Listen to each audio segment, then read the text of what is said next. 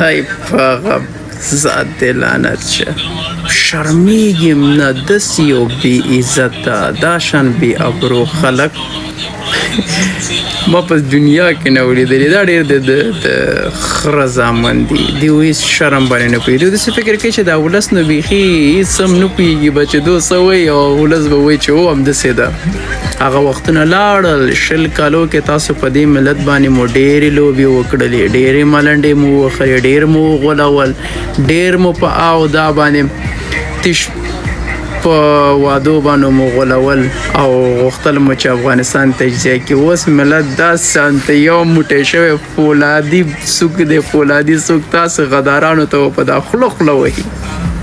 ستاسې خولې به ماتوو تر پرونه پورې دی ویلي چې پاکستان زما دښمن دی نن د هماغه پاکستان سره یو ځای کېږي ته راځي زموږ افغان ولس ووژني زموږ نظام ړنګ کړي زموږ افغانستان بیا په باروتو باندې زخمی کی نه نه نه نه نه دا خوب دا خیال به انشالله تاسو د خره زامن لوي مخې ګور ته وړئ اوس داسې ځوانان راغلي دي که نه غازیان دي غازیان زمریان دي زمریان قرآن چې وی دلته جنګ دی په پتڼ باندې ورځي تاسو خو د خره زامن وتښتېدئ دیو هغه شانته نه دي دو ایمان قوي ده د دو هغه افغاني جذبه لا ژوندی ده تاسو د خره زامن خو د پیسو په مقابل کې جنګېدلي چې کله پیسې امریکا په تاسې بندې کړه ولسمشر غنی دی دا خبره کړې وه چې آیا شما حاضر هستین که با پاکستان در یک صف استاد شوین و در برابر طالب قرار بگیرین؟ بیشتر هم به شما اشاره کردم که از هر عمل مشروعی که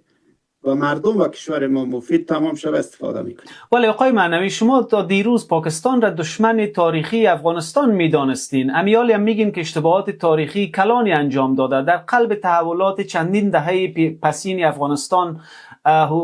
حضور داشته و نقش بازی کرده و این نقش هم اکثریت باور است که منفی بوده و ویرانگر بوده. چطور میتونین امروز با پاکستان مثلا در یک صف باشین؟ امی انتقادی است که بسیاریا به طرف شما داره. شما میگفتین مثلا که طالبا ساخته و پرداخته پاکستان است که امروز هم میگین، ولی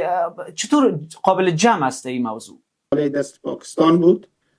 که نه از مردم پوشیده است نه از دنیا، خود طالب هم میفهمه و پاکستانی هم که داره اعتراف میکنه. ما به می دلیل است که تنها به منافع خود ما یا آنچه که مبتنی بر عقده باشه عمل نخواهیم کرد. بسیار به احتیاط و دقیق مراقب است. شپږ میاشتې بعد به بیا دا نظام نه واقع هغې رښتیا خبره کړې وه. هغه پوهېدو چې دغه شانته د خره زامن د پردیو استخباراتو لاسپوڅي د پردیو سفارتخانو بوډاګان